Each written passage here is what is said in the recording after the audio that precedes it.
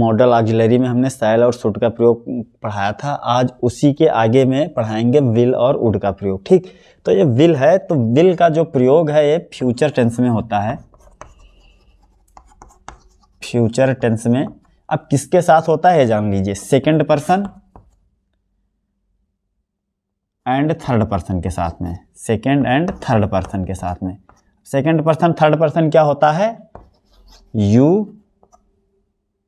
You आ गया second person में, और थर्ड पर्सन में आता है ही, सी, इट, दे। इनके साथ हम विल का प्रयोग करते हैं। ठीक, जैसे एग्जाम्पल में तुम कल स्कूल जाओगे तो हो जाएगा you will go to school. अब अगर ये समझ लो तो विल का प्रयोग आई और बी को छोड़कर शेष सभी के साथ किया जाता है। आई और बी को छोड़कर फ्यूचर टेंस में विल का प्रयोग शेष सभी के साथ में करते हैं।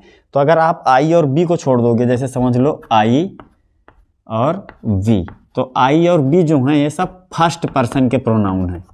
ठीक, फर्स्ट पर्सन के प्रोनाउन के साथ प्रोनाउन आई और बी के साथ हम शैल का प्रयोग करते हैं, जैसा कि कल के वीडियो में बताया था। शेष सभी आई और बी को छोड़कर शेष सभी जितने आते हैं उनके साथ हम विल का प्रयोग करते हैं। तो शेष सभी में यू आता है, यू आपका सेकंड पर्सन का प्रोनाउन है, और यू के बाद ही, सी, इट आता है, सभी थर्ड पर्सन के प्रोनाउन है, तो इनके साथ विल का प्रयोग किया जाता है। जैसे you will go to school tomorrow. इसका हिंदी में मतलब हुआ तुम कल विद्यालय जाओगे, तुम कल स्कूल जाओगे।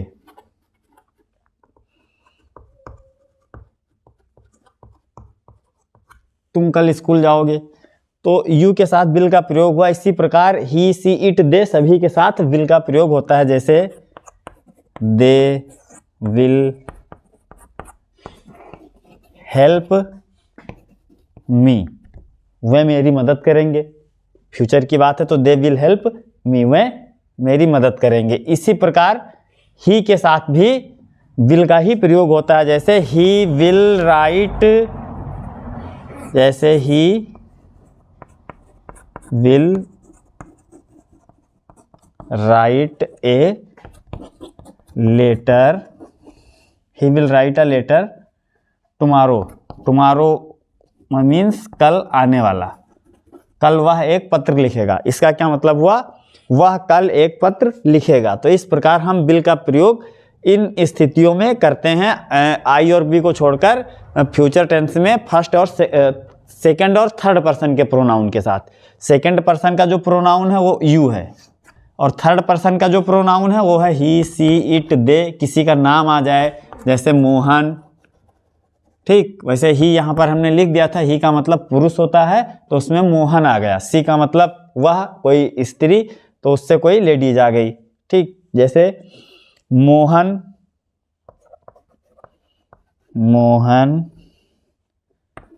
Will go to Agra, Mohan कल आगरा जाएगा, या मोहन आगरा जाएगा। Mohan will go to Agra tomorrow, Mohan कल आगरा जाएगा। टुमारो मतलब होता है आने वाला कल। ठीक, तो आने वाला कल फ्यूचर को ही इंडिकेट करता है, इसलिए हम बार बार टुमारो का ही एग्जाम्पल दे रहे हैं। ठीक, तो इस प्रकार विल का ये प्रयोग हो गया। अब नेक्स्ट देखिए, जैसे एक होता है प्रोमिस और विलिंगनेस, जिसको हिंदी में कहते हैं वचन या सहमति। एक हेडिंग है, आप डाल लीजिए, प्रोमिस और विलिंगनेस। चाहो तो इंग्लिश में लिख लो, चाहो तो हिंदी में लिख लो, वचन या सहमति, वचन या सहमति। ठीक, मतलब आप किसी को कोई प्रॉमिस करो, तो जहां प्रॉमिस की बात आ जाती है तहां ये नियम उल्टा हो जाता है। तब फर्स्ट पर्सन के साथ, फर्स्ट पर्सन मतलब आई और बी के साथ विल का प्रयोग होता है। ठीक, कब होता है, जब वचन या सहमति की बात आ जाए। जैसे एक एग्जाम्पल है, लिखो,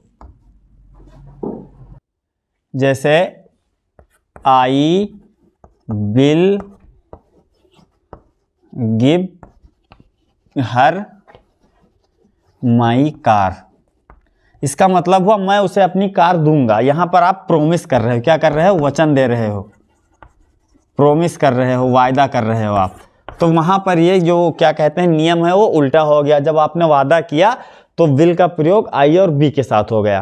ठीक, इसी प्रकार दृढ़ निश्चय, दृढ़ संकल्प, इन सब चीज़ों में ये वचन उल्टा हो जाता है। फर्स्ट पर्सन आई और बी के साथ विल का प्रयोग होता है और शेष सभी के साथ शैल का प्रयोग होता है। लेकिन ऐसा नहीं है, अब मॉडर्न इंग्लिश में ऐसा नहीं है।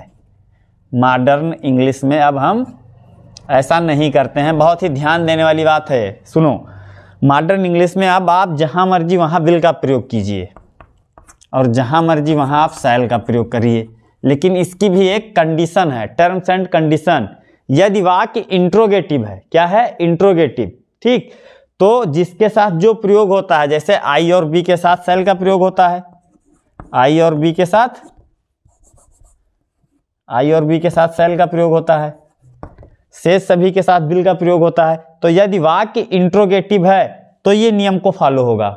आई और बी के साथ शैल का प्रयोग करेंगे, बाकी शेष के साथ विल का प्रयोग करेंगे। जैसे क्या मैं कल आगरा जाऊंगा, जैसे क्या मैं कल आगरा जाऊंगा, क्या मैं कल आगरा जाऊंगा। ये ट्रांसलेशन देखिए, ये जो है ये प्रश्नवाचक है, तो इसमें मैं आया है और मैं फर्स्ट पर्सन का प्रोनाउन है, तो पहले शैल का प्रयोग होगा। शैल आई गो टू आगरा टुमारो। ठीक, यदि ये वाक्य इंट्रोगेटिव ना होता तो आप चाहे विल का प्रयोग करते चाहे शैल का प्रयोग करते, डजेंट मैटर। ठीक, तो अब ये आपको टेंशन नहीं लेनी है कि हमें कहाँ विल का प्रयोग करना है, कहाँ शैल का प्रयोग करना है। आप केवल इस नियम को ध्यान में रखिए कि यदि वाक्य इंट्रोगेटिव नहीं है, यदि वाक्य इंट्रोगेटिव है तो आई और बी के साथ शैल का प्रयोग, बाकी शेष सभी के साथ विल का प्रयोग। Write down. तो विल के बाद हम वुड का प्रयोग पढ़ेंगे। इधर देखिए वुड। वुड जो है विल का पास्ट फॉर्म है। फॉर्म का मतलब होता है अवस्था, तो जो वुड है यह विल का पास्ट फॉर्म है। ठीक, और यह निम्न बातें दर्शाता है। यह सबसे पहले दर्शाता है फ्यूचर इन द पास्ट। क्या दिखाता है, फ्यूचर इन द पास्ट। इस बात को ध्यान से समझिए, future in the past, in the past भूतकाल में भविष्य। क्या दिखाता है, भूतकाल में भविष्य। सबसे पहले तो एक एग्जाम्पल भी हम आपको बताएंगे, आप जान जाएंगे कि वुड का प्रयोग कहाँ पर होता है और अन्य जगहों पर भी वुड का प्रयोग होता है। जैसे एक एग्जाम्पल है, he promised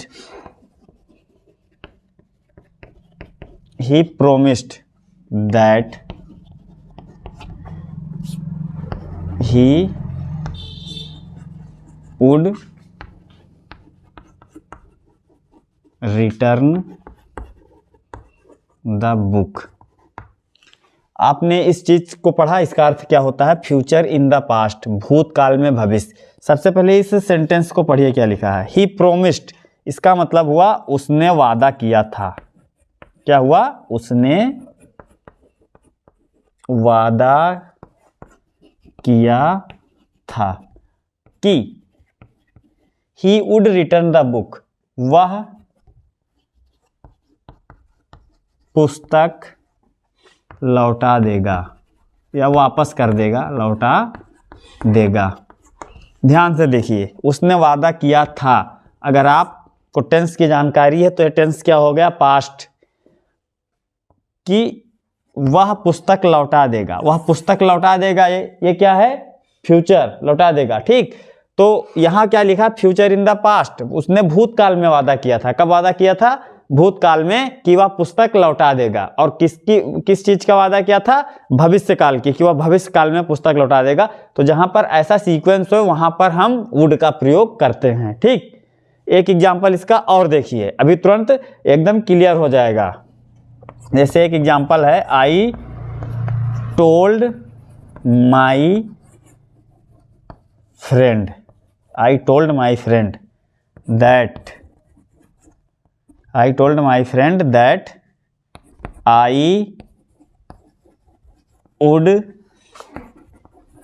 help him in difficulty, in difficulty, in difficulty. हाँ देखो क्या लिखा है, आई टोल्ड माई फ्रेंड, मैंने अपने दोस्त से कहा था कि I would help him in difficulty, मैं मुसीबत में उसकी मदद करूंगा। तो मैंने उससे जो वादा किया था वो कब किया था, पास्ट में। आई टोल्ड माई फ्रेंड, मैंने अपने दोस्त से कहा था। दैट का मतलब होता है कि I would help him in difficulty, मैं मुसीबत में उसकी मदद करूंगा, कि भविष्य में अगर कभी तुमको कोई मुसीबत होगी तो मैं तुम्हारी मदद करूंगा। तो ये ऐसे सीक्वेंस के लिए हम वुड का प्रयोग करते हैं, वुड का प्रयोग ऐसी सीक्वेंस के लिए करते हैं। ठीक, एक इसका बात और है, वुड का प्रयोग एक जगह और होता है जब हम किसी से नम्र निवेदन करते हैं, पोलाइट रिक्वेस्ट, विनम्र निवेदन।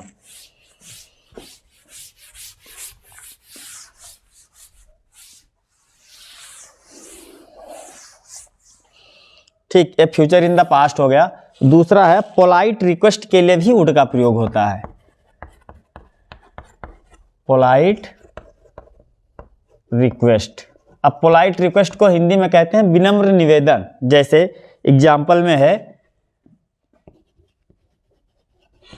Would you please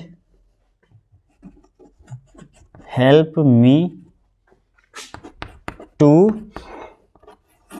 lift this box. ठीक, ये क्वेश्चन मार्क नहीं है अंत में, ये इंट्रोगेटिव में सेंटेंस नहीं है। ठीक है, देखो क्या लिखा है, वुड यू प्लीज, क्या आप कृपया मेरी इस संदूक को उठाने में मदद करेंगे। वुड यू प्लीज, यहाँ पर आप विनम्र निवेदन कर रहे हैं, पोलाइट रिक्वेस्ट कर रहे हैं। वुड के माध्यम से आप क्या कर रहे हैं, वुड के माध्यम से आप निवेदन कर रहे हैं। अगर इसमें आप प्लीज ना लगाओ तब भी ये जो वाक्य है ये रिक्वेस्ट में जाएगा, इंपरेटिव के। जैसे would you give me some food. ठीक, यहां पर आप वुड के माध्यम से क्या कर रहे हैं, रिक्वेस्ट कर रहे हैं, विनती कर रहे हैं। वुड के माध्यम से रिक्वेस्ट कर रहे हैं, विनती कर रहे हैं। ठीक, एक ये हो गया। तो ये हो गया। ठीक, वुड के माध्यम से रिक्वेस्ट होता है। एक जगह वुड का प्रयोग और होता है, उसे भी लिख लीजिए। इसका स्क्रीनशॉट ले लीजिए, हम जल्दी जल्दी में मिटा देते हैं। स्क्रीनशॉट ले लीजिए इसका। चलिए ठीक है, आगे देखिए, लिखिए वुड का प्रयोग। हाँ, यहाँ पर हेडिंग डाल लीजिए, वुड का प्रयोग भूतकाल में होने वाले, बार बार होने वाली, frequent activities in past tense, उससे कहते हैं फ्रीक्वेंट एक्टिविटीज इन पास्ट। ठीक, भूतकाल में बार बार होने वाले क्रियाकलापों के लिए वुड का प्रयोग हम करते हैं। जैसे एक एग्जाम्पल लिखिए, the beggar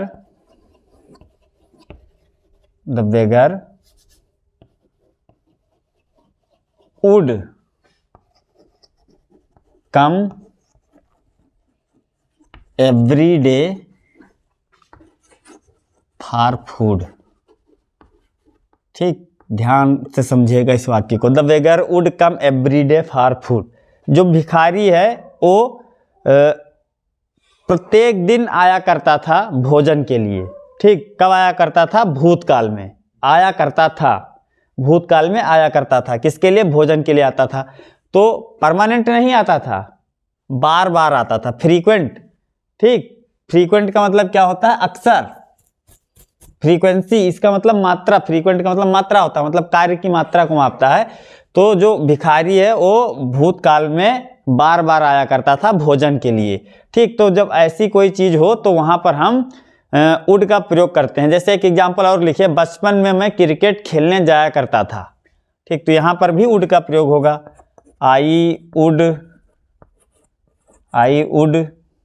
go to play cricket. I would go to play cricket. I would go to play cricket. मैं क्रिकेट खेलने जाया करता था, इन चाइल्डहुड, बचपन में। ठीक, इन माई चाइल्डहुड,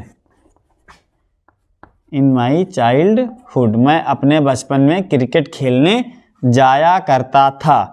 तो भूतकाल में जाता था, और भूतकाल में ये जो क्रिया है क्रिकेट खेलने की, टू प्ले क्रिकेट, ये बार बार होती थी, ऑफन होती थी, अक्सर, ठीक, ऑफन होती रहती थी, अक्सर होती रहती थी। तो जहाँ पर ऐसी चीज़ हो, भूतकाल में कोई क्रिया बार बार हो, तो उसके लिए हम किसका प्रयोग करते हैं? वुड का प्रयोग करते हैं। तो बस आज के लिए इतना काफ़ी। आप लोग पढ़ते रहिए, और क्या कहते हैं, मिलते हैं कल नेक्स्ट वीडियो में।